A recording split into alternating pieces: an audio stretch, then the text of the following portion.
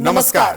Prime समाचारमा स्वागत छ। म संगीता कटुवाल। म दिपेश किमिरे। सुरु गरौँ आजका प्रमुख समाचारबाट। शिक्षा विधेयक विरुद्ध शिक्षकहरूको आन्दोलन उत्कर्षमा, सवारी आवागमन अस्तव्यस्त, ठोस वार्ता गर्न सरकार उदासीन, विद्यालय खोल्ने महानगरको प्रयास सफल। भिआइपी का अवैधानिक सुरक्षाकर्मी 15 दिनभित्र फिर्ता गर्न अल्टिमेटम, राजनीतिक हस्तक्षेपले सुरक्षा निकाय निराश, बिदाको दिन अत्यावश्यक सेवा नरोक्न निर्देशन। एमालेसँगको फुटको औचित्य पुष्टि गर्न नेकपा यसलाई फलामको चिउरा सरह, नेता कार्यकर्ताहरू धमाधम पार्टी छाड्दै, माधव नेपाल र झलनाथ खनाल बीच वाकयुद्ध। क्यानाडाका प्रधानमन्त्री ट्रुडोको अभिव्यक्तिलाई लिएर दुई देशबीचको विवाद उत्कर्षमा, भारतले रोक्यो ओटावाबाट जारी हुने भिसा, नागरिकलाई सतर्क रहन आग्रह। र काठमाडौँमा आजबाट सुरु साफ अन्डर 19 च्याम्पियनसिपमा भारतको विजयी सुरुवात, बङ्गलादेश पराजित, नेपाल र पाकिस्तानको खेल जारी।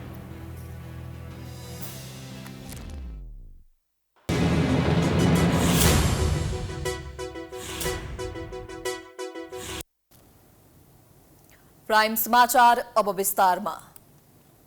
विद्यालय शिक्षा सम्बन्धी विधेयकको विरोधमा आन्दोलित शिक्षकहरूले आज दोस्रो दिन पनि काठमाडौँमा बृहत प्रदर्शन गरेका छन्। विधेयक तयार पार्दा सरोकारवालाहरूसँग गहन छलफल गर्नबाट सरकार चुकेपछि अहिले समस्या देखिएको हो। शिक्षकको आन्दोलनले 2 दिनदेखि विद्यालयमा पठन पाठन बन्द छ भने काठमाडौँको सवारी आवागमन अस्तव्यस्त बनेको छ। संविधान जारी भएको 2 वर्षभित्र संघीय शिक्षा ऐन बनाउने कुरा गरिए तापनि संविधान जारी भएको करिब 8 वर्षपछि मात्रै विद्यालय शिक्षा सम्बन्धी कानूनलाई संशोधन र एकीकरण गर्न बनेको विधेयक संसदमा दर्ता भएको छ। दर्ता हुनु अघि नै सरोकारवाला निकायहरूले विधेयकको विरोध गरिरहेका थिए। सरकारले 16 साउन 2080 मा मन्त्री परिषदबाट पारित गरेको विद्यालय शिक्षा विधेयक 2080 सरोकारवालाहरूको चर्को विरोधपछि संसदमा पेश हुन सकेन। तर भदौ 27 गते शिक्षा विज्ञान तथा प्रविधि मन्त्री अशोक कुमार राईले विधेयक प्रतिनिधि सभामा दर्ता गराई छाडे। त्यसपछि सुरु भयो विरोध। सरकारले विधेयकको विरोधमा आन्दोलन गरिरहेका माध्यमिक विद्यालय शिक्षक युनियन, नेपाल शिक्षक महासंघ, राष्ट्रिय समिति, सामुदायिक विद्यालय व्यवस्थापन समिति महासंघ, गाउँपालिका महासंघ, राहत शिक्षक संघ, विद्यार्थी संघ तथा संगठन लगायत अन्य सरोकारवाला निकायसँग भने वार्ता तथा छलफल नै गरेन, जसका कारण अहिले विधेयकको विरोधमा शिक्षकहरूले सडक तताएका छन्। राज्यले सामुदायिक विद्यालयहरूलाई हेर्ने दृष्टिकोण यति कमजोर बनाइदियो कि यसको सिलसिला त्यहाँको भौतिक संरचना निर्माणको विषयमा हुन सक्छ, त्यहाँको अन्य विभिन्न खालका चाहिँ व्यवस्थापकीय प्रबन्धमा जनशक्ति खटाउने कुरामा पनि हुन सक्छ। सरकारले सार्वजनिक शिक्षालाई चासोको रूपमा दिएन। अहिले पनि विद्यालयमा पर्याप्त मात्रामा विद्यार्थी छन् तर दरबन्दी छैन। विगतको सहमति अनुसार विधेयक नआएको भन्दै शिक्षकहरूले विधेयकको दफा 71 देखि 88 सम्म राखिएका विभिन्न प्रावधानहरू संशोधन गर्नुपर्ने माग राखेका छन्। दान, उपहार, चन्दा प्राप्त गर्न र सहयोग लिन नहुने, कम्पनी स्थापना, सञ्चालन वा व्यापार व्यवसाय गर्न नहुने, अन्यन्त्र नोकरी गर्न वा सेवा गर्न नहुने, प्रदर्शन र हडताल गर्न नहुने लगायतका प्रावधानहरूमा पनि शिक्षकहरूले असन्तुष्टि जनाएका छन्। आयोगको भन्दा पनि बढी प्रक्रिया मार्फत चाहिँ त्यहाँ शिक्षकहरूले चाहिँ प्रक्रिया पुरा गरेर आएका छन्। अनि अहिले राज्यलाई सङ्कट परेको बेलामा ती शिक्षक चाहिने, अनि अहिले चाहिँ राज्यले अब जब शिक्षकहरूको उमेर घट्यो, आयोग दिन पाएनन्, अहिले के गरिरहेको छ भन्दाखेरि तपाईँको 35 वर्षभन्दा पछाडि आयोग दिन नपाउने, अनि धेरै शिक्षकहरूको उमेर गइसकेको। सरकार र शिक्षक महासंघ बीच 2075 सालमा 30 बुँदे र 2078 सालमा 51 बुँदे सहमति भएको थियो। विगतको यही सहमति अनुसार विधेयक नआएको भन्दै शिक्षकहरूले दबावमूलक आन्दोलन सुरु गरेका हुन्। सरकारले विधेयक नसच्याएसम्म आन्दोलन जारी राख्ने चेतावनी शिक्षकहरूले दिएका छन्। यो 2074 भन्दा पछाडि जो चाहिँ हाम्रो सेवा प्रवेशमा स्थायी भएर गएका छन् नि, उनीहरूको हकितको लागि पनि कुनै वास्ता गरेको छैन, त्यस पेन्सन सेन्सनको व्यवस्था गरेको छैन। त्यस कारणले यो सरकार विरुद्ध हाम्रो आन्दोलन जारी छ। हाम्रो आन्दोलन चलि नै रहन्छ। चाहे सरकारले जतिसुकै दमन गरे पनि यो छोटे राजाहरूको अन्त्य र स्थानीय सरकारको ज्यादतीको अन्त्य गर्न हामी चाहिँ हाम्रो हक हितको लागि पेशागत मर्यादाको लागि लड्ने नै हो। आन्दोलनरत शिक्षक र उपप्रधान एवं गृहमन्त्री नारायण काजी श्रेष्ठ बीच बिहिबार बिहान एक चरण छलफल भएको छ, तर सहमति जुटेन। पुरै रोड जाम गर्न पनि भएन। आज सबै कार्यालयहरू पनि खुलेको अवस्था, त्यो खुलेको अवस्थामा कसरी जाँदाखेरि त्यो चाहिँ ठिक हुन्छ भनेर हामी मास धेरै छन्, हामी चाहिँ 70-80 हजारभन्दा बढी शिक्षकहरू छौँ। त्यसले गर्दाखेरि त्यसलाई कसरी जाने भन्नुभयो। हामीले चाहिँ त्यसको लागि अब बानेश्वरबाट यतापट्टि चाहिँ हामी आउँछौँ र माइतीघर मण्डलमा गर्छौँ र उतापट्टिबाट कोरिडोरबाट चलाउनुहोस् भन्ने किसिमले सहमति गरेर हामी अरू धेरै वार्ताहरू भएका छन्। शिक्षकहरूको बृहत आन्दोलनका कारण काठमाडौँ उपत्यकाको सवारी आवागमन अस्तव्यस्त भएको छ। शिक्षकहरूले सडक नै ढाकिने गरी प्रदर्शन गर्दा सवारी आवागमन अस्तव्यस्त भएको हो। नेपालको इतिहासमै पहिलो पटक देशैभरबाट शिक्षकहरू काठमाडौँ आएर हजारौंको संख्यामा सडकमा आन्दोलित भएका हुन्। काठमाडौँ महानगरपालिकाले सूचना जारी गर्दै विद्यालय बन्द गरे प्रधानाध्यापक र शिक्षकहरूलाई कारबाही गर्ने चेतावनी दियो। महानगरले नगर प्रहरी खटाएर विद्यालयको अनुगमन समेत गर्यो। तर काठमाडौँका सामुदायिक विद्यालयका शिक्षकहरूले महानगरलाई चुनौती दिँदै विद्यालय बन्द गरेर आन्दोलनमा सहभागी भएका छन्। काठमाडौँ महानगरपालिकाका सबै सामुदायिक विद्यालय बन्द भएका छन्। विद्यालय शिक्षा विधेयकको विरुद्धमा शिक्षकहरूले माइतीघर नयाँ बानेश्वर सडकमा आन्दोलनका कारण विद्यालय बन्द भएको हो। बन्द भएको विद्यालयमा विद्यार्थी आए पनि फर्किनु परेको थियो। नेपाल शिक्षक महासंघले बिहिबारदेखि सबै विद्यालयहरू बन्द गरेर आन्दोलन गर्ने घोषणा गरेपछि काठमाडौँ महानगरले विद्यालय बन्द गरेर आन्दोलनमा गए कारबाही गर्ने निर्णय गरेको थियो। तर सम्पूर्ण प्रधानाध्यापक तथा शिक्षकहरूले महानगरलाई चुनौती दिँदै विद्यालय बन्द गरेर आन्दोलनमा होमिएका छन्। आन्दोलनका क्रममा महानगरले विद्यालयहरूमा अनुगमन गरिरहँदा नयाँ बानेश्वरको देउराली क्लब स्थित भीमसेन गोला माध्यमिक विद्यालयका सबै कक्षा कोठाहरू खाली थिए। विद्यालय गएका 1-2 जना विद्यार्थीहरू पनि बरन्डामा गीत गाएर बसेका थिए। महानगरको टोली अनुगमनमा पुग्दा शिक्षकहरूले विद्यार्थी नआएकाले कक्षा कोठा खाली भएको बहाना बनाए। तर अनुगमन टोली फर्किए लगत्तै सबै शिक्षकहरू आन्दोलनमा गएका थिए।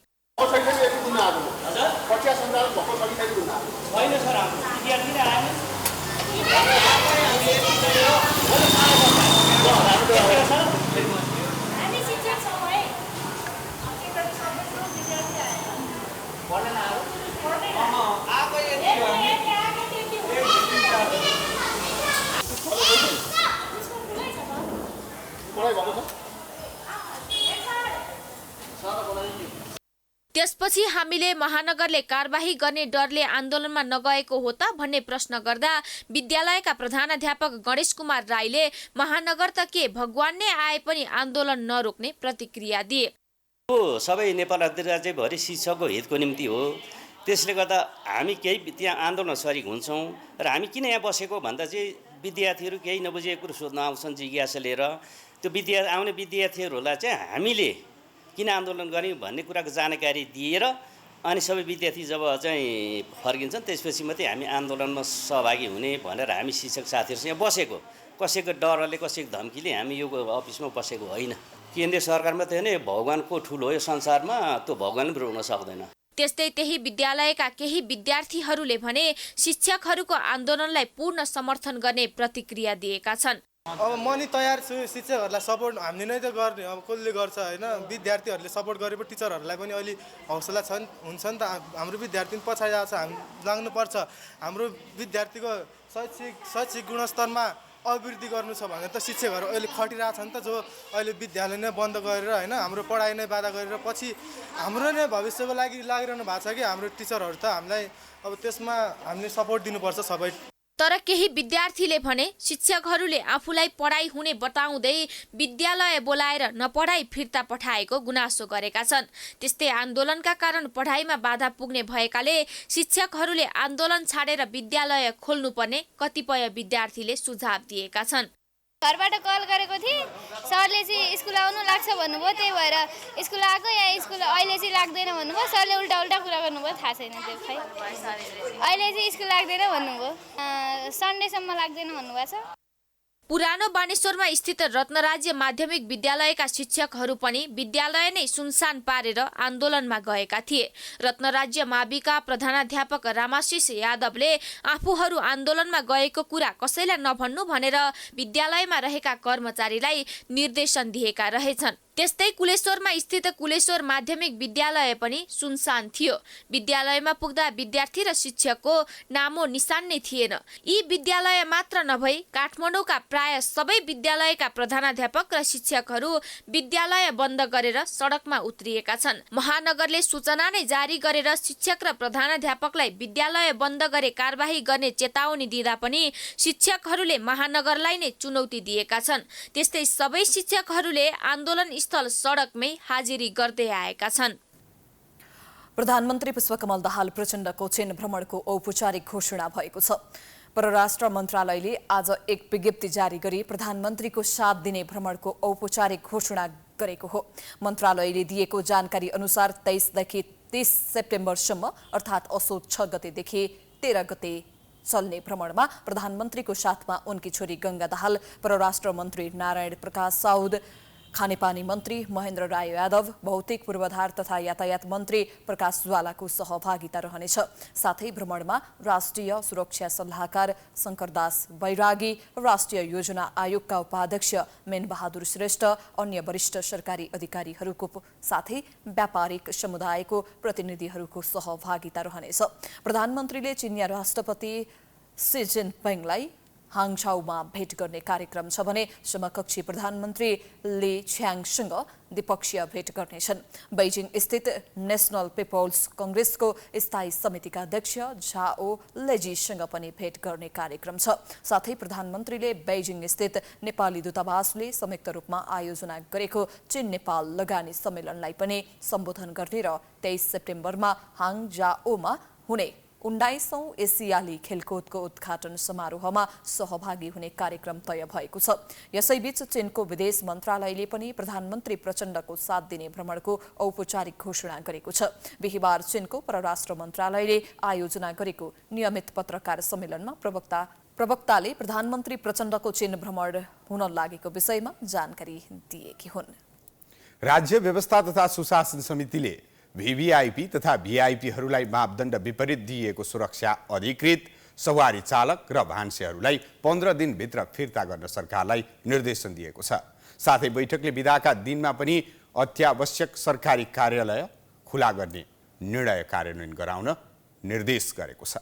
VVIP र VIPहरूलाई मापदण्ड विपरीत सेवा सुविधा दिएको विषय पटक पटक विवादमा पर्दै आएको छ। साथै नियम संगत दिएको सुविधा पनि VIPहरूले दुरुपयोग गर्दा आलोचना हुँदै आएको छ। यसै विषयलाई मध्यनजर राख्दै प्रतिनिधि सभा अन्तर्गतको राज्य व्यवस्था तथा सुशासन समितिले मापदण्ड विपरीत उपलब्ध गराइएका PSO र सवारी चालक र भान्सेहरू 15 दिनभित्र फिर्ता गर्न सरकारलाई निर्देशन दिएको छ। बिहिबार सिंहदरबारमा बसेको समितिको बैठकले नियम विपरीत VVIP र VIPहरूलाई दिएको PSO, सवारी चालक र भान्सेहरू 15 दिनभित्र फिर्ता गरी आफ्नो दरबन्दी भएका ठाउँमा पठाउन सरकारलाई निर्देशन दिएको हो। बैठकले सरकारका मन्त्री लगायत सम्पूर्ण पदाधिकारीहरूले नियम अनुसार भन्दा बढी सवारी साधनहरू प्रयोग गरेको भए फिर्ता गर्न मन्त्री परिषदको कार्यालय र गृह मन्त्रालयलाई निर्देशन दिएको समिति सभापति रामहरि खतिवडाले जानकारी दिए। साथै बैठकले बिदाका दिनमा पनि अत्यावश्यकीय सरकारी कार्यालय खुल्ला गर्ने सरकारको निर्णयलाई कार्यान्वयन गर्न निर्देशन दिएको सभापति खतिवडाले बताए। मापदण्ड विपरीत उपलब्ध गराइएका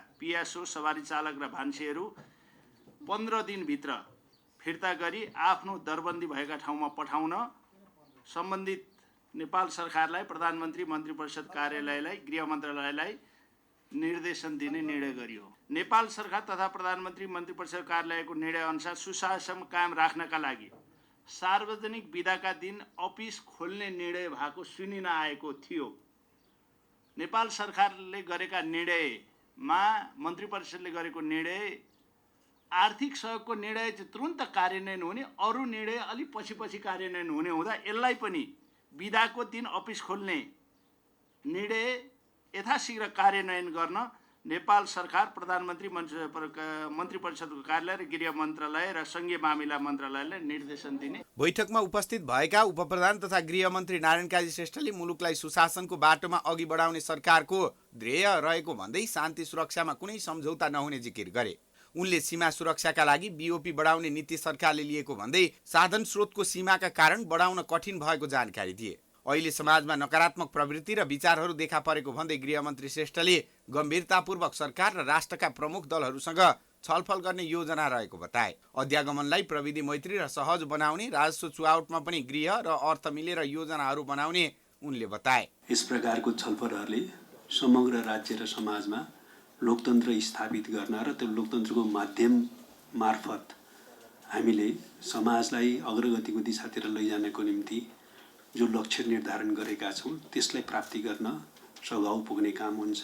म आभार प्रकट गर्न चाहन्छु र आज समयको अलिकति सीमा र चापको कारणले गर्दाखेरि हामीले अब मैले राखिसकेपछि सभापतिको निर्देशन अनुसार यो बैठक आजलाई सक्नुपर्ने स्थिति पैदा भयो। बैठकमा प्रहरी महानिरीक्षक वसन्त कुँवरले वित्तीय अपराधलाई सम्बोधन गर्नका लागि वित्तीय अपराध ब्युरो स्थापना गर्न प्रस्ताव गरिएको जानकारी दिए। बैठकमा महानिरीक्षक कुँवरले प्रहरीभित्र सरुवा मापदण्ड अन्तर्गत पहुँचवाला मान्छेले मात्र अवसर पाउने कारणले समस्या आएको उल्लेख गरे। समग्र रूपमा राज्यको उपस्थिति रहेको ग्रासरुट लेभलसम्म उपस्थित रहेको नेपाल प्रहरीले गर्ने काम कारबाहीले राज्यको अनुहार देखिने भएको कारणले प्रहरीलाई सकेसम्म सेवा प्रवाहमा नागरिक मैत्री बन्ने एकदम सीमान्तकृत वर्गप्रति अलिकति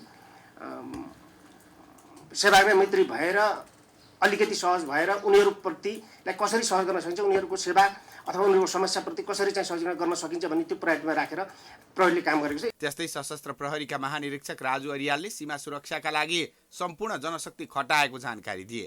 उनले पिएओ मापदण्ड विपरीत दिएका भिआइपीहरूलाई पनि कानुनबारे जानकारी दिनुपर्नेमा जोड दिए। जहाँ जान्छ पिएसहरू अथवा यो व्यक्तिहरू त्यो जाने भनेको यहाँहरू जस्तै मान्यज्यूहरू जस्तै अथवा माथि नै यस्तै यस्तै ठाउँमा जाने हो। लिने मान्छेलाई पनि लिनु हुँदैन भन्ने खालको एउटा अवेरनेस दिनुपर्छ जस्तो लाग्छ मलाई। सभाज्यू लियो भने पनि उसलाई कारबाहीको दायरामा ल्याउने खालको एउटा राज्यले मापदण्ड बनाइदियो भने यो निर्मूल हुन्छ। अदरवाइज हामीले यहाँ जति भने पनि यो निर्मूल हुनलाई गाह्रो छ। यो कुरा मैले सभाजीलाई जाहेर गरेँ, यसलाई आग्रह अनुरोध अथवा के हुबे जारी गर्न मिल्छ हजुरहरूले मलाई यो भएर यो चाहिँ हुन एकदमै आवश्यक मैले देखेको छु। भिआइपीहरूको सुरक्षाको नाममा लामो समय यता सुरक्षाकर्मीहरूको दुरुपयोग हुँदै आएको छ। विभिन्न समयमा यसरी दुरुपयोग भएका प्रहरीहरूलाई फिर्ता गराउने योजनाहरू सरकारले ल्याएको थियो, तर कार्यान्वयनको चरणमा चुक्दा राज्य संयन्त्र नै दुरुपयोग हुने क्रममा कमी आएको छैन। फलत सुशासन समितिको यो निर्देशन पालना गराउन सरकार पनि गम्भीर भएर लाग्न आवश्यक छ। नेपाली कांग्रेसको केन्द्रीय समिति बैठकमा महासमिति बैठक मङ्सिर 13 देखि 15 गतेसम्म काठमाडौँमा गर्ने प्रस्ताव आएको छ। पार्टी कार्यालय सानेपामा बिहिबार सुरु भएको केन्द्रीय समिति बैठकमा नीति महाधिवेशनको समेत काम गर्ने गरी महासमिति बैठक मङ्सिर 13 देखि 15 गतेसम्म काठमाडौँमा गर्ने गरी प्रस्ताव आएको कांग्रेस प्रचार विभाग प्रमुख मेन विश्वकर्माले जानकारी दिए। बैठकमा महामन्त्री गगन कुमार थापाले अहिलेसम्म भए गरेका कार्यक्रमहरूको समीक्षाका बारेमा समीक्षात्मक प्रतिवेदन पेश गरेका थिए। बैठक शुक्रबार बिहान 11 बजे पुनः बस्नेछ। महासमितिको बैठक जसले नीति महाधिवेशनको समेत काम गर्ने गरी महासमितिको बैठक मङ्सिरको 13, 14, 15 गते काठमाडौँमा गर्ने प्रस्ताव आएको छ। सँगसँगै अहिलेसम्म भए गरेका कार्यक्रमहरूको समीक्षाका बारेमा महामन्त्री गगन कुमार थापाले समीक्षात्मक प्रतिवेदन प्रस्तुत गर्नुभयो र समसामयिक विषयमा सरकारसँग जोडिएका जनताका दैनिक सरोकारका विषयहरूमा के कस्तो रहेको छ भनेर उपप्रधानमन्त्री तथा कार्यवाहक प्रधानमन्त्री र पार्टीका उपसभापति पूर्णबहादुर खड्काले सरकारको गतिविधिका बारेमा प्रस्तुत गर्नुभयो। उपसभापति समेत रहेका कार्यवाहक प्रधानमन्त्री पूर्णबहादुर खड्काले सरकारको गतिविधिका बारेमा जानकारी गराएका थिए। आजै सभापति शेरबहादुर देउवाले 8 जनालाई केन्द्रीय सदस्यमा मनोनित गरेका छन्। मनोनित हुनेमा गुल्मीका डाक्टर चन्द्र भण्डारी, अर्घाखाँचीका मानबहादुर विश्वकर्मा, पर्वतका अर्जुन प्रसाद जोशी, काभ्रेका शिवप्रसाद हुमागाई, बागलोङका किरण राज शर्मा पौडेल, रूपन्देहीका भरत कुमार शाह, कास्कीका शारदा पौडेल र पर्साका अनिल कुमार रुङ्गाटा रहेका छन्। देउवाले मनोनित गरेका केन्द्रीय सदस्यमा चन्द्र भण्डारी, हुमागाई र शारदा पौडेल बाहेक अन्य संस्थापन पक्षका हुन्। भण्डारी 14औं महाधिवेशनमा उपसभापतिमा पराजित भएका थिए। त्यस्तै विश्वकर्मा महामन्त्रीमा पराजित भएका थिए। केन्द्रीय समितिको बैठकमा सभापति देउवाले मनोनयन गरेको केन्द्रीय सदस्यको योग्यतामा प्रश्न उठेको छ। देउवाले भने केन्द्रीय समितिमा ठाउँ कम भएकाले छुटेकाहरूलाई महासमिति सदस्यमा राख्ने आश्वासन दिएका छन्। पछिल्लो समय एकीकृत समाजवादी भित्रको विवाद उत्कर्षमा आइरहेको छ। एकीकृत समाजवादी पार्टीमा नेता कार्यकर्ताहरू पार्टी परित्याग गरिरहेका छन्। साथै भएका नेताहरूका बीचमा पनि बेमेलको स्थिति सिर्जना हुँदा पार्टी कार्यकर्तामा सन्नाटा छाएको छ। नेपालको सबैभन्दा ठूलो कम्युनिस्ट पार्टी नेकपा एमालेबाट विभाजन भएर 2078 साल भदौ 2 गते निर्वाचन आयोगमा आधिकारिक रूपमा दर्ता भएको नेकपा एकीकृत समाजवादी पार्टी स्थापनाको 2 वर्षकै अवधिमा अस्तित्व रक्षाको चरणमा पुगेको छ। गत स्थानीय र आम निर्वाचनमा लज्जास्पद पराजय भोगेपछि नेता कार्यकर्ताहरूबीच पार्टी परित्यागको होडबाजी चलिरहेको छ। भएका नेताहरू पनि पार्टीप्रति प्रतिबद्ध हुन सकेका छैनन्। यस अवधिमा पार्टीले न त एमालेसँग फुटको औचित्य पुष्टि गर्न सकेको छ, न त संगठन विस्तार गरेर कार्यकर्ताहरूलाई उचित जिम्मेवारी दिन सकेको छ, जसका कारण पार्टीभित्रै प्रभावशाली नेताहरू निष्क्रिय हुँदै गएका छन्। उनीहरूले पार्टीमै आफ्नो भविष्य देख्न छाडेका छन्। यसले आगामी दिनमा पार्टीलाई थप क्षति हुने देखिएको छ। संगठनको हिसाबले पनि हामी 30औं वर्ष एमालेमा हामी हुर्केको, एमालेमा काम गरेको, त्यही संस्कृतिबाट आएकै मान्छेहरू छौँ।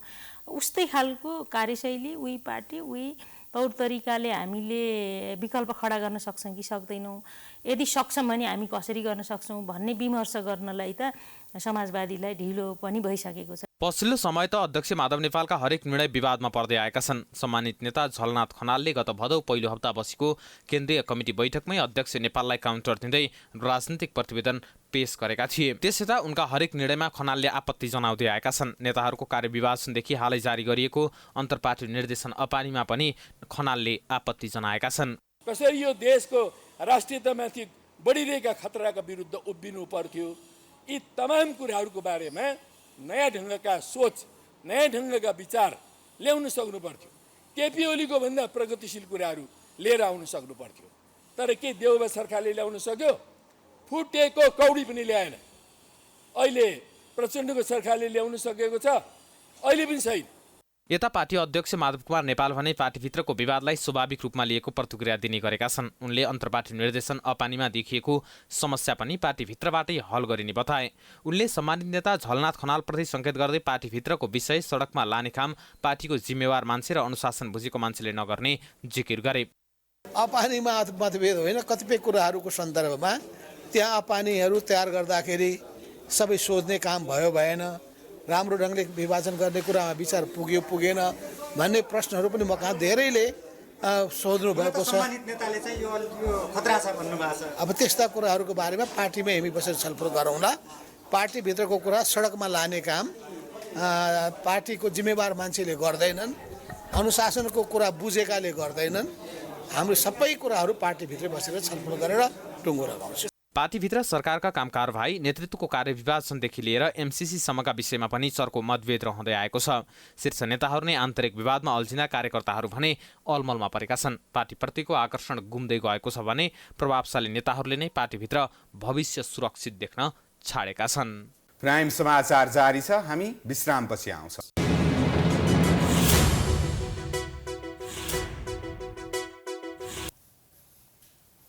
विश्रामपछि स्वागत छ। अब बाँकी समाचार। पछिल्लो समय खानपान र विविध कारणले नेपालमा कलेजोको समस्या बढ्दै गएको छ। कलेजोका बिरामी वर्षमै 1000 भन्दा बढी बिरामी थपिन्छन्। तीमध्ये 200 देखि 300 जनाको प्रत्यारोपण नै आवश्यक पर्छ। तर नेपालमा कलेजो प्रत्यारोपण सुरु भएको 7 वर्ष हुँदा समेत 25 जनाको मात्रै प्रत्यारोपण भएको छ। नेपालमा कलेजो प्रत्यारोपण सहज नहुँदा उपचार अभावमा वर्ष्यौनी कयौंले ज्यान गुमाउनु परेको छ। नेपालमा वर्ष्यौनी कम्तीमा 1000 जनाको कलेजो फेल हुने गरेको अनुमानित तथ्याङ्क छ। तर अहिले वर्षमा औसत 3 जनाको मात्रै प्रत्यारोपण हुने गरेको छ। नेपालमा कलेजो प्रत्यारोपण सुरु भएको 7 वर्ष पूरा भएको छ। 2073 सालदेखि अहिलेसम्म करिब 25 जनाको कलेजो प्रत्यारोपण गरिएको छ। सरकारी अस्पतालहरूमा सामान्य अपरेसन गर्न समेत बिरामीले महिनौं पालो कुर्नुपर्ने अवस्था छ। कलेजो फेर्नुपर्ने बिरामी धेरै हुँदा समेत अस्पतालमा कलेजो प्रत्यारोपण गर्ने बिरामी कहिले आउला भनेर कुर्नुपर्ने अहिलेको अवस्था छ। कारण हो कलेजो प्रत्यारोपण महँगो हुनु। कलेजोको बिरामीका लागि तत्काल प्रत्यारोपण बाहेक उपचारको विकल्प नभए पनि प्रत्यारोपण सहज पनि छैन। चिकित्सकका अनुसार कलेजो पूर्ण रूपमा फेल हुनुभन्दा अगाडि देखिने लक्षणका आधारमा प्रत्यारोपण गर्नुपर्ने अवस्था पत्ता लगाउन सकिन्छ, तर उपचारको पहुँच भने अति न्यून छ। सुरु भएपछि चाहिँ हामीले के सोचेको थियौँ भने कमसेकम वर्षमा 10 देखि 12 वटा चाहिँ हामी गर्न सकौँ भन्ने हाम्रो थियो टार्गेट थियो। र अहिले पनि अब हामीले टिचिङ हस्पिटलको कुरा गर्दाखेरि महिनामा एउटा चाहिँ हामी गर्न सक्न सक्षम छौँ। हाम्रो जुन लजिस्टिक, हाम्रो त्यहाँको अभाइलेबल फेसिलिटी, हाम्रो जनशक्ति सबैले गर्दा एउटा चाहिँ गर्न सक्छौँ, तर त्यही अनुपातमा चाहिँ भएको चाहिँ छैन। अनि अहिले चाहिँ अब झन्डै भन्नुपर्दा त हामी बिरामी कुरेको अवस्था जस्तो छ भनौँ होइन। बिरामी हुँदै नभएर नआउनु भएको चाहिँ होइन, तर विविध कारणले गर्दा चाहिँ आएका मध्येमा पनि सबैको अब गर्न मिलेको छैन होइन। कसैको चाहिँ दिने व्यक्ति नभएर, कसैको पैसाको कारणले गर्दा, कसैको स्वास्थ्य स्थितिको कारणले गर्दाखेरि पनि यी कारणले गर्दा गर्न मिलेको छैन। धनी परिवारका बिरामीहरू भारत लगायत अन्य देशमा गएर प्रत्यारोपण गराउँछन्। आर्थिक स्रोत नहुनेहरूले भने नेपालमै पाइने उपचार सेवा पनि उपयोग गर्न नसकेर मृत्युवरण गर्नुपर्ने अवस्था छ। यस रोगका लागि सरकारले अहिलेसम्म पनि कुनै पनि खालको आर्थिक सहयोग गर्ने गरेको छैन, जबकि कलेजो प्रत्यारोपण सबैभन्दा महँगो उपचार हो। अनि मेजर जुन शल्यक्रियाको कलेजोको शल्यक्रिया अरू ट्रान्सप्लान्ट बाहेककालाई हामीले जो 3 देखि 4 हप्तामा हामीले कुरेर गर्छौँ होइन। तर अब ट्रान्सप्लान्टकै चाहिने बिरामीहरूको कुरा गऱ्यो भने जस्तो बिरामीहरू लिभरका बिरामीहरू वर्षमा सालाखाला, अब हाम्रो एक्ज्याक्ट डाटा त हामीसँग छैन, तर अन्दाज गर्दा जुन ठुल्ठुला हस्पिटलमा आउने बिरामीहरूको चाहिँ नम्बर हेरेर अन्दाज गर्दा चाहिँ वर्षमा 1000 भन्दा बढी त कलेजोका बिरामीहरू भइहाल्छन्। त्यसमा कमसेकम 200 देखि 300 जना बिरामीलाई चाहिँ ट्रान्सप्लान्ट कलेजो प्रत्यारोपणले गर्नुपर्ने र फाइदा हुने देखिन्छ। अब त्यो हिसाबले चाहिँ अब बिरामीहरू आउनुपर्ने हो हाम्रोमा होइन। चिकित्सकका अनुसार कलेजो बिग्रिनुको मुख्य कारण अत्याधिक मदिरा सेवन हो। अन्य कारण हेपाटाइटिस बी र सी हुन्। हेपाटाइटिस भाइरसको संक्रमणको कारणले समेत कलेजो बिग्रिने सम्भावना अत्याधिक हुने गर्छ। कतिपय समयमा वंशानुगत गुणका कारण कलेजोमा समस्या हुन सक्छ। अल्जाइमर्स स्नायु प्रणालीमा हुने गम्भीर प्रकारको रोग हो। यसलाई नेपालमा बिर्सिने रोग भनेर समेत चिनिन्छ। यो रोगबाट विश्वभर लाखौं मानिस पीडित छन्। यो रोगको बेलैमा उपचार नगराए जटिल अवस्था आउन सक्ने चिकित्सक बताउँछन्। आज विश्व अल्जाइमर्स दिवस। हरेक वर्षको सेप्टेम्बर 21 तारिकलाई विश्व अल्जाइमर्स दिवसको रूपमा मनाइदै आएको छ। विश्व स्वास्थ्य संगठनका अनुसार विश्वमा अहिले अल्जाइमर्स रोगको समस्या तीव्र रूपमा बढिरहेको छ। अल्जाइमर्स रोग मुख्य रूपमा वृद्ध अवस्थामा मस्तिष्कमा देखिने एक किसिमको समस्या हो। अल्जाइमर्स हुनुको मुख्य कारण भनेको धेरै व्यक्तिलाई यस विषयमा जानकारी नहुनु नै रहेको चिकित्सक बताउँछन्। उनीहरूका अनुसार मानिसको उमेर बढ्दै गएपछि मस्तिष्कका कोशिकाहरू कमजोर हुने र नष्ट हुँदै जान्छ। यसरी मस्तिष्कका कोषहरू नष्ट हुँदै गएपछि व्यक्तिले केही बेर अगाडि गरेकै कुरा पनि बिर्सिन थाल्छन्। यो बिर्सिने क्रम बढ्दै गएपछि अल्जाइमर्स हुन्छ। नेपालमा देखिने यस्ता बिरामी मध्ये 95% भन्दा धेरै ज्येष्ठ नागरिकहरू रहेको चिकित्सकको बुझाइ छ। यसमा अल्टिमेटली हुने के हो भने यो ब्रेन भित्रको जुन जुन भागमा मेमोरीको, इन्टेलेक्चुअलको, बिहेभियरको यिनीहरूको कुराहरूलाई सञ्चालित हुन्छन्, हिपोक्याम्पस भयो होइन, फ्रन्टल लोब भयो, टेम्पोरल लोब भयो, यिनीहरूमा सञ्चालित हुन्छ। त्यहाँ चाहिँ का सेलहरू चाहिँ हाम्रो साधारण भाषामा भन्यो भने सुक्दै जाने होइन, एट्रोफी हुँदै जाने र एमआरआईहरू गर्दाखेरि हामी एउटा स्पेसिफिक प्याटर्न भेटाउन सक्छौँ। यो कस्तो छ भने यो एक फ्याक्टरले गर्दाखेरि होइन होइन, यो अल्जाइमर्सको लक्षणमा मानसिक रोगका लक्षणहरू मिसिएको हुन सक्छन्। बिरामी सामान्य अवस्थामा हुँदा नै परिवारका सदस्यहरूले उपचारमा नलैजाँदा पछि ज्येष्ठ नागरिकको स्वास्थ्यमा जटिल समस्या देखिने गरेका छन्। यो रोग पुरुषको तुलनामा महिलामा धेरै हुने गरेको विभिन्न अध्ययनले देखाएको छ। अल्जाइमर्स के कारणले लाग्छ भन्ने अहिलेसम्म एकिङ भएको छैन। 80 वर्षभन्दा माथि उमेर समूहका व्यक्ति तथा वयस्कमा मधुमेह, उच्च रक्तचाप, मोटोपन भएका र निष्क्रिय जीवनशैली भएकाहरूलाई अल्जाइमर्स हुने जोखिम धेरै हुने डाक्टर जीपी अग्रवालले बताए। डाक्टरका अनुसार अल्जाइमर्स दीर्घरोग हो। यो पूर्ण रूपमा निको हुँदैन, तर सुरुवाती चरणमा नै यो रोगको पहिचान गरी उपचार गराएमा रोगलाई नियन्त्रणमा राख्न सकिन्छ। बेलैमा उपचार नभए मानसिक समस्यासँगै हिँडुल गर्न नसक्ने जस्ता जटिल अवस्थामा बिरामी पुग्न सक्ने हुँदा सावधानी अपनाउन चिकित्सकको सुझाव छ। यो बच्नको लागि चाहिँ हामीलाई सबभन्दा राम्रो औषधि भनेको प्रकृति मैत्री, आफ्नो जीवनशैली जुन छ, जुन हामी लाइफस्टाइल भन्छौँ, जीवनशैली जुन छ त्यसलाई चाहिँ हामीलाई चाहिँ सन्तुलित, व्यावहारिक र तनावमुक्त राख्यौँ भने एल्जाइमर्सबाट हामी धेरै हदसम्म छुटकारा पाउन सक्छौँ। यो रोगबाट संसारभरका लाखौं मानिस पीडित छन्। यो रोग लागेपछि बिस्तारै बिस्तारै मस्तिष्कका कोषहरू मर्दै जान्छन्, जसका कारण बिस्तारै बिर्सने, भुल्ने, नचिनिने हुन्छन्। यो रोग बढ्दै जाने र लामो समयसम्म लागिरहने तथा अन्त्यमा बिरामीलाई सिकिस्त बनाइदिने चिकित्सक बताउँछन्। स्मरण शक्तिको ह्रास आउन तथा समय तथा स्थानको ज्ञान हराउँदै जानु जस्ता लक्षण देखिनु यस रोगका प्रमुख लक्षण हुन्। भिटामिन बी नियमित सेवन गरे डिप्रेसनबाट बस्ने, मानसिक तनाव नलिने, निन्द्राको समस्या समाधान गर्ने, लागु औषधको प्रयोग नगर्ने, जाँडरक्सी खान छोडे यो रोग लाग्ने जोखिम कम हुन्छ। चिकित्सकका अनुसार यस रोगीले खानपिनमा विशेष ध्यान दिनुपर्छ। गणपूरक संख्या नपुगेपछि आज बोलाइएका केही संसदीय समितिहरू स्थगित भएका छन्। प्रतिनिधि सभा अन्तर्गतको अर्थ र अन्तर्राष्ट्रिय समिति गणपूरक संख्या नपुगेपछि स्थगित गरिएको हो। शिक्षकहरूको आन्दोलनका कारण यातायात क्षेत्र अस्तव्यस्त भएपछि सांसदहरू समयमा नै समितिमा आउन नसकेका हुन्। विद्यालय शिक्षा ऐनको विरुद्धमा शिक्षकहरूले माइती घरदेखि नयाँ बानेश्वरसम्म गरिरहेको विरोध प्रदर्शनका कारण काठमाडौँ उपत्यकाको यातायात क्षेत्र अस्तव्यस्त भएको छ। स्थगित समितिको बैठक अर्को मितिमा बस्ने संसद सचिवालयले जनाएको छ। जिल्ला न्यायाधीश नियुक्ति र सरुवा गर्ने न्याय परिषदको निर्णय विवादित बनेको छ। सधैँ झैँ यस पटक पनि 36 जना जिल्ला न्यायाधीश नियुक्ति राजनीतिक भागबण्डाका आधारमा गरिएको कानुनका जानकारहरूको बुझाइ छ। खुला परीक्षा उत्तीर्ण नभएका सँगै न्याय क्षेत्रका अनुभव समेत नभएकालाई न्यायाधीश नियुक्ति गर्ने निर्णयको अहिले जनस्तरबाटै विरोध भइरहेको छ। न्याय परिषदको बैठकले लामो समयदेखि रिक्त रहेका जिल्ला अदालतमा न्यायाधीश नियुक्ति र सरुवा गर्ने निर्णय गरेको छ। जिल्ला न्यायाधीशका लागि लिएको खुल्ला परीक्षामा एकजना मात्रै उत्तीर्ण भएपछि बाँकी रिक्त पदमा परीक्षा बिनै नियुक्ति गर्ने न्याय परिषदले निर्णय गरेको हो। परिषदको बैठकले न्याय सेवामा कार्यरत कुल 36 जनालाई जिल्ला न्यायाधीश नियुक्ति गरेको हो, जसमध्ये 2 जना महिला रहेका छन्। प्रधान न्यायाधीश एवं न्याय परिषदका अध्यक्ष विश्वम्भर प्रसाद श्रेष्ठको अध्यक्षतामा गत मंगलबार बसेको बैठकले जिल्ला न्यायाधीशहरूको नियुक्तिको सिफारिस गरेको हो। साथै परिषदको बैठकले 18 जना जिल्ला न्यायाधीशको सरुवा पनि गरेको छ। रिक्त रहेका जिल्ला न्यायाधीशमा ज्येष्ठता, योग्यता र कार्यक्षमताको आधारमा नियुक्ति गरेको परिषदको दाबी छ। परिषदले यसो बताए तापनि कानुनका जानकारहरूले भने कानुनी रूपमा नियुक्ति वैधानिक देखिए पनि व्यवहारिक रूपमा न्यायोचित नभएको दाबी गर्छन्। मन्त्रालयमा कार्यरत विभिन्न कानुन अधिकृतहरूलाई पनि पठाइएको हुनाले त्यस खालको विवाद सृजना भएको जस्तो लाग्छ मलाई। एक किसिमले त्यो कुरो ठिकै पनि हो।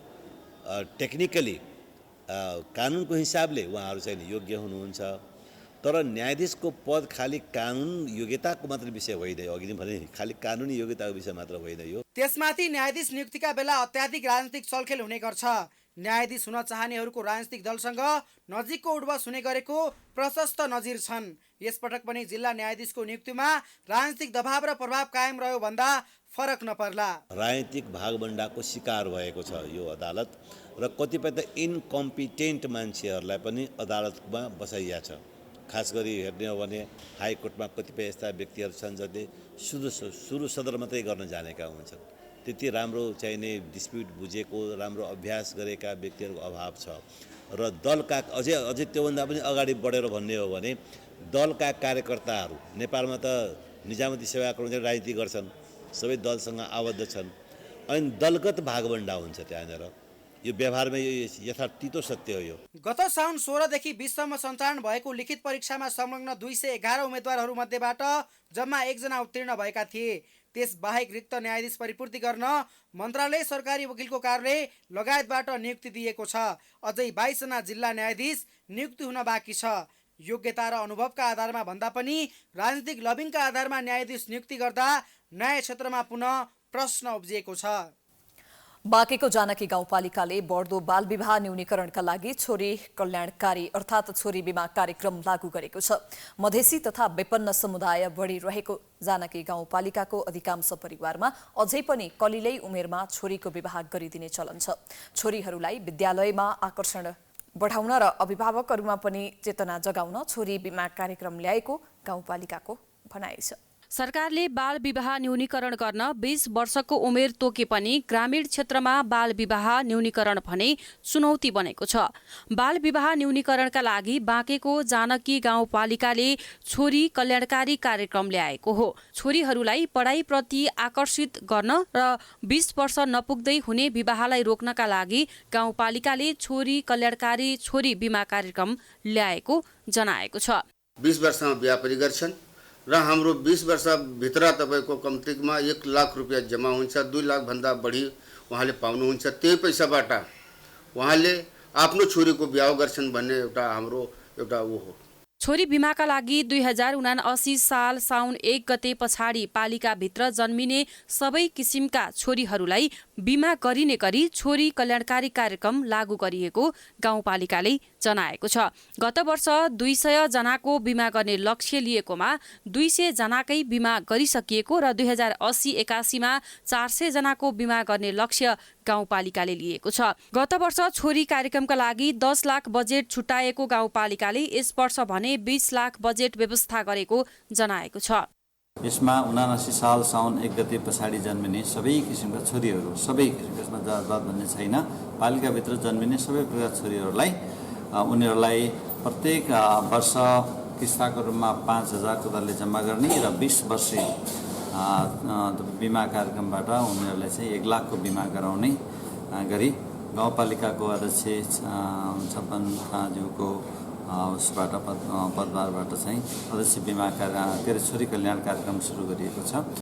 छोरी बिमा कार्यक्रम लागू भएपछि अभिभावकहरू पनि खुसी भएका छन्। छोरी बिमा कार्यक्रमले पढ्नका लागि पनि हुने र छोरीहरूको बालिक उमेरमै विवाह गर्ने परम्परा पनि हट्ने अभिभावकको अपेक्षा छ। पहले सरकार रहे नहीं देता है, अब सरकार है बढ़िया बीमा खोलाई दी से पैसा भी दे लगा, 1 हो या 2 लड़की हो, बढ़िया है सरकार, अच्छा है, बढ़िया कार्यक्रम ऐसे सरकार देते रहे तो और अच्छी बात है, बढ़िया है। छोरी बीमा बढ़िया है। हमने सबके गरीब मने पहले पैसा के लालच में जल्दी बिहाव कर थे कि पैसा नहीं, अब तो पैसा के लालच में बिहाव भी जल्दी ना करिए, 20 साल में बिहाव करिए। अब सरकार नवा लावा ही बहुत बढ़िया है। हम कलोन का गरीब मने का पढ़ा लिखा भी बढ़िया हुआ था। छोरी जन्मेपछि हरेक शिशुको बैंक खातामा वार्षिक 5000 गाउँपालिकाले जम्मा गर्ने भएको छ। 20 वर्षसम्म विवाह नगर्ने शर्तमा गाउँपालिकाले पैसा जम्मा गर्ने भएको र बिचमा विवाह गरे सबै पैसा फिर्ता हुने समेत गाउँपालिकाले जनाएको छ। गाउँपालिकाले सिफारिस नलिई बिमाको पैसा लिन नपाइने समेत गाउँपालिकाले नियम बनाएको छ। छोरी कल्याणकारी कार्यक्रमले 20 वर्षभन्दा अघि हुने विवाहको दरलाई कम गर्ने स्थानीयहरूले विश्वास गरेका छन् भने छोरी बिमा कार्यक्रमप्रति स्थानीयहरूको सक्रियता समेत बढ्दै गएको पाइएको छ। प्राइम टाइम टेलिभिजन एचडीका लागि बाँकीको जानकी गाउँपालिकाबाट रविन्द्र घिमिरेको रिपोर्ट। प्राइम समाचार जारी छ, हामी विश्रामपछि आउँछौं।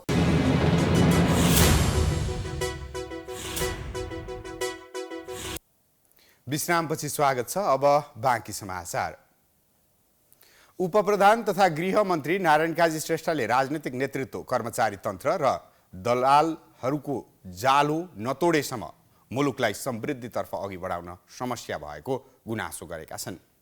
नेपाल बुद्धिजीवी सङ्गठनले आयोजना गरेको भ्रष्टाचार विरुद्ध सुशासन प्रवर्धनमा चुनौती विषयक विचार गोष्ठीमा बोल्दै उनले राजनीतिक नेतृत्व, कर्मचारी तन्त्र र दलालहरूको जालोले मुलुकमा भ्रष्टाचारले जरा गाडेको बताएका हुन्।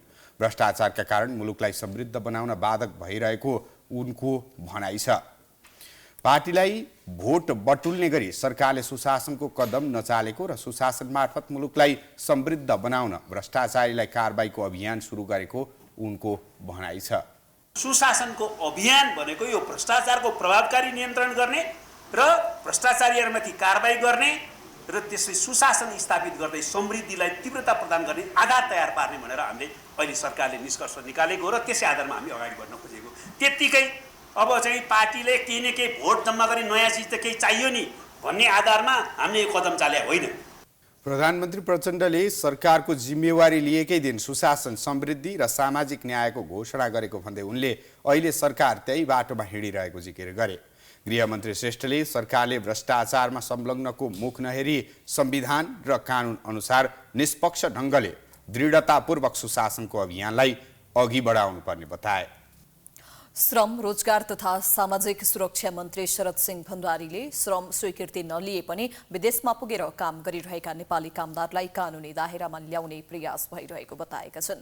उद्योग तथा वाणिज्य र श्रम तथा उपभोक्ता हित समितिको बैठकमा मन्त्री भण्डारीले विदेशमा श्रम स्वीकृति लिएर काम गरिरहेकाहरूलाई पनि समय सीमा तोकेर वैधानिक बनाउने तयारी भइरहेको बताएका हुन्। मन्त्री श्रेष्ठले बिना श्रम स्वीकृति काम गर्दा अवैधानिक जस्तो देखिएकाले व्यवस्थापनको लागि पहल भएको बताए। त्यस्तै वैदेशिक रोजगारीका क्रममा अशक्त भएका वा ज्यान गुमाएकाहरूको शव नेपाल ल्याउन लाग्ने सम्पूर्ण खर्चको जिम्मा सरकारले लिने गरी तयारी भइरहेको पनि मन्त्री भण्डारीले बताएका छन्। नेपालको सामाजिक स्वरूपमा उसमा हस्तान्तरण गरी सम्बन्धित व्यक्तिलाई उपलब्ध गराउने वा कामदारको सम्झौता अवधि समाप्त भए पश्चात रकम फिर्ता पाउने गरी द्विपक्षीय समझदारी समावेश गर्नु। यसमा के छ भन्दा हुन्छ नि अब बाहिरको एग्रिमेन्टमै छैन त्यो व्यवस्था गर्ने। कतिपय ठाउँमा चाहिँ उनीहरूको सामाजिक सुरक्षाबाट घाटी गरेको छ तर ल्याउने चाहिँ झन्झट हुँदो रहेछ।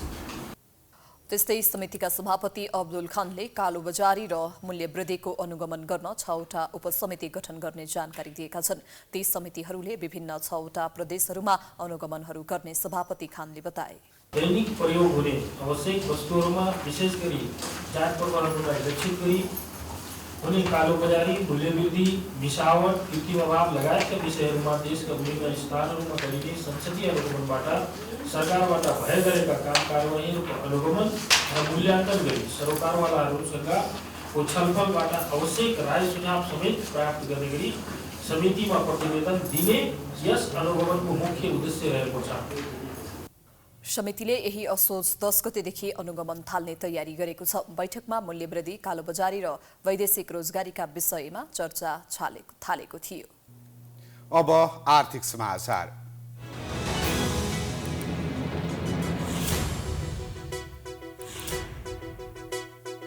नवनियुक्त अर्थसचिव डाक्टर कृष्णहरि पुष्करले राज्यका अगाडि देखिएका अर्थतन्त्रका चुनौती समाधान गरेरै छाड्ने अठोट व्यक्त गरेका छन्।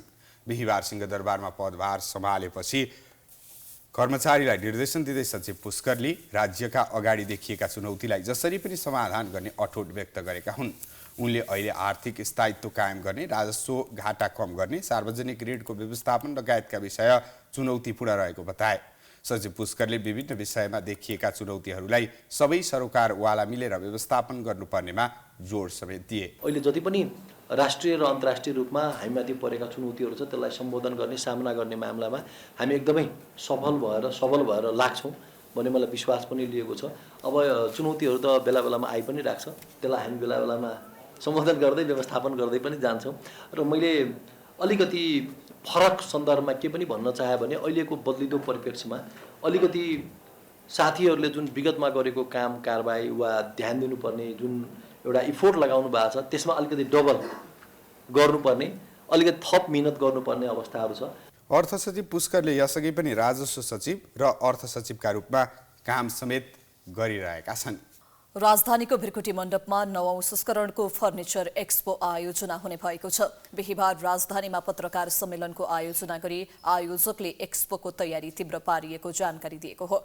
के हामी आत्मनिर्भर छौं भन्ने मुख्य थीम सहित आयोजना हुने एक्सपोको असोज 10 गते दिउँसो 1 बजे उद्योग वाणिज्य तथा आपूर्ति मन्त्री रमेश रिजालले उद्घाटन गर्नेछन्। नेपाल फर्निचर तथा फर्निसिङ संघले असोज 10 देखि 14 गतेसम्म एक्सपो आयोजना हुने जानकारी दिएको हो। यसअघि नै आयोजकले फर्निसको इभेन्ट लन्च गरी बोलकबोलमा अधिकांश स्टल बुकिङ गराएको थियो। पहिले आउनेलाई पहिलो प्राथमिकताका आधारमा स्टल बुकिङ खुल्ला गरिएकोमा एकाध बाहेकका सबै स्टल बुकिङ भइसकेको एसोसिएसनले जनाएको छ। नेपालको फर्निचर तथा फर्निसिङ बजारको उत्थान गर्दै नेपालमा उत्पादित वस्तु तथा सेवालाई एउटै छानामुनि प्रदर्शनीमा ल्याउने उद्देश्यका साथ एक्सपो आयोजना गरिएको संघका अध्यक्ष दिनेश अग्रवालले बताए।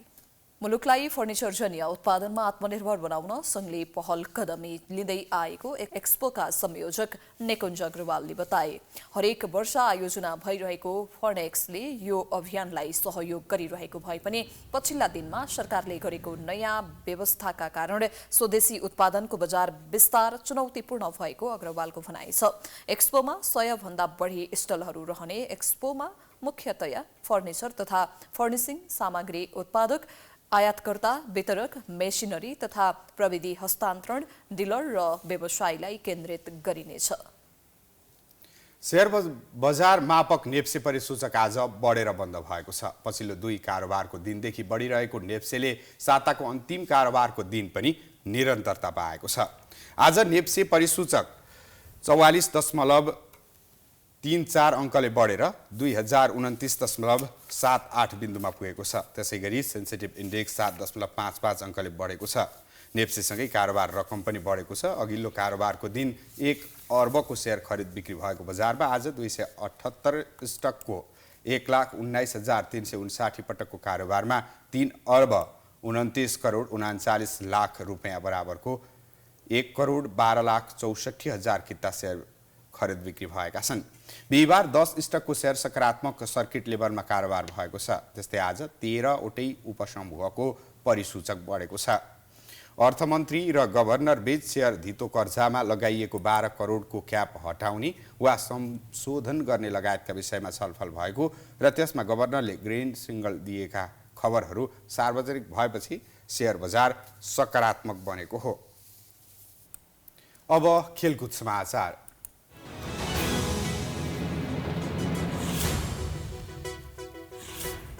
अन्डर 19 साफ च्याम्पियनसिपमा नेपाल पाकिस्तानसँग पराजित बनेको छ। दशरथ रङ्गशालामा भएको खेलमा नेपाल पाकिस्तानसँग 1-0ले पराजित भएको हो। पाकिस्तानले 75औं मिनेटमा गोल गरेको थियो। नेपालले अब सोमबार मालदिप्ससँग खेल्नेछ। त्यस्तै आजै भएको अर्को खेलमा भारत विजयी भएको छ। त्रिपुरेश्वर स्थित दशरथ रङ्गशालामा बिहिबार खेलिएको प्रतियोगिताको उद्घाटन खेलमा भारतले बङ्गलादेशलाई 3-0 गोलको फराकिलो अन्तरले पराजित गरेको हो। साफ च्याम्पियनसिपमा 6 टोलीको सहभागिता रहेको छ। हामी प्राइम समाचारको अन्त्यमा आइपुगेका छौं। जाँदा जाँदै प्रमुख समाचार पुनः एकपटक। शिक्षा विधेयक विरुद्ध शिक्षकहरूको आन्दोलन उत्कर्षमा, सवारी आवागमन अस्तव्यस्त, ठोस वार्ता गर्न सरकार उदासीन, विद्यालय खोल्ने महानगरको प्रयास असफल। भिआइबीका अवैधानिक सुरक्षाकर्मी 15 दिनभित्र फिर्ता गर्न अल्टिमेटम, राजनीतिक हस्तक्षेपले सुरक्षा निकाय निराश, विदाको दिन अत्यावश्यक सेवा नरोक्न निर्देशन। एमालेसँगको फुटको औचित्य पुष्टि गर्न नेकपा यसलाई फलामको चिउरा सरह, नेता कार्यकर्ताहरू धमाधम पार्टी छोड्दै, माधव नेपाल र झलनाथ खनाल बीच वाकयुद्ध। क्यानाडाका प्रधानमन्त्री ट्रुडोको अभिव्यक्तिलाई लिएर 2 देशबीचको विवाद उत्कर्षमा, भारतले रोक्यो ओटावाबाट जारी हुने भिसा, नागरिकलाई सतर्क रहन आग्रह। र काठमाडौँमा जारी साफ अन्डर 19 च्याम्पियनसिपमा पाकिस्तानको विजयी सुरुवात, नेपाल 1-0 गोल अन्तरले पराजित, अर्को खेलमा भारतले बङ्गलादेशलाई हरायो।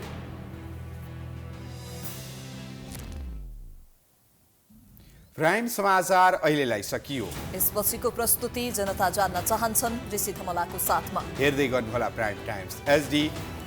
नमस्कार।